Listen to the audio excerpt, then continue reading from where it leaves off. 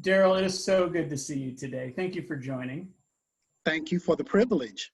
So before we dive into the 5-minute Biscuit Blitz, can you please tell our viewers who you are, how long you've lived in Charlotte, and a quick summary of what you do, if that's even possible, because you do so much, but give it your best shot. Yes, my name is Darryl Gaston.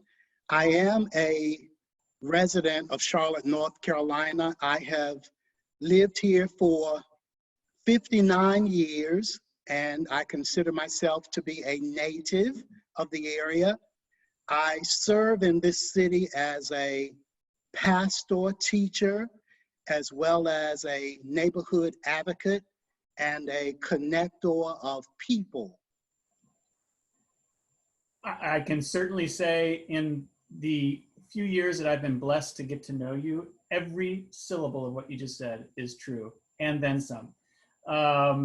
So let me start the clock, and then we'll just get to as much as we can in 5 minutes. But it is so great to be with you. Okay, Thank you. Here we go.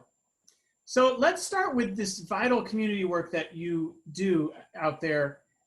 Tell me how the COVID crisis has really challenged the existence of people who are already challenged, and what is the work that you're doing in that space?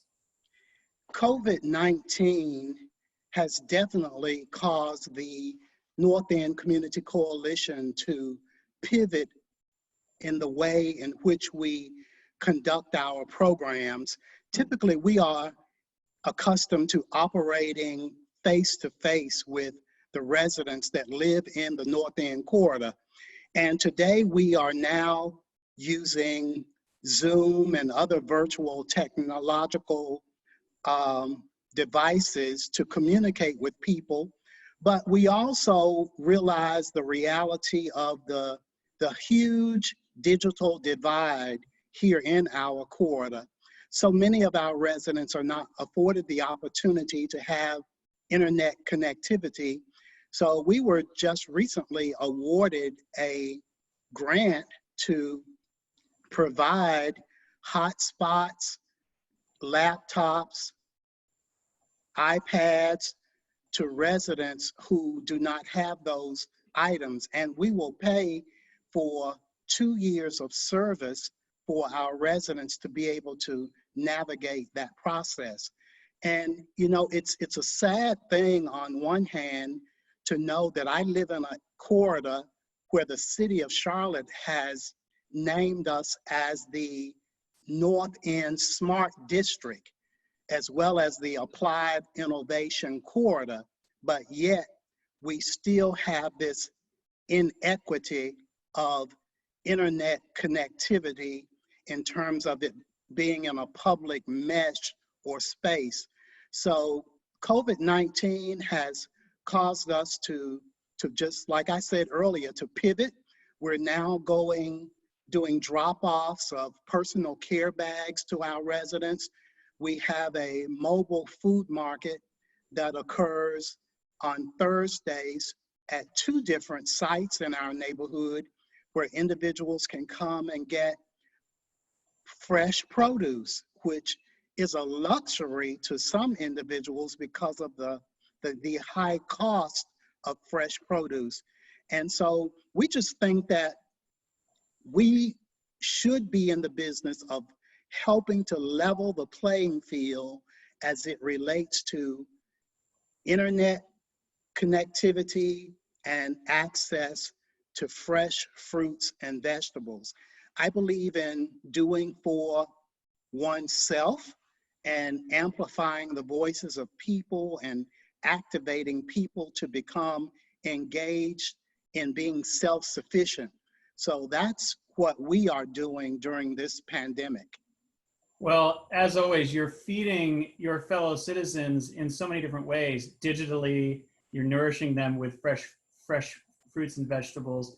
None of this comes as a surprise to me, and it's incredibly inspiring. We have about 90 seconds left, so I want to turn to you personally. You are such a connector. You clearly thrive on connecting with other people, and yet our ability to connect with other people is in some ways challenged during this time. So how have you been staying connected personally? How have you been staying sane and well? Tell me how you're hacking that challenge in your life. Well, Matt, you do know that whenever I see you, I always greet you with a hug. I am a hugger. I'm a touchy-feely person, and Oh, it's they're very the best hugs too, I gotta say.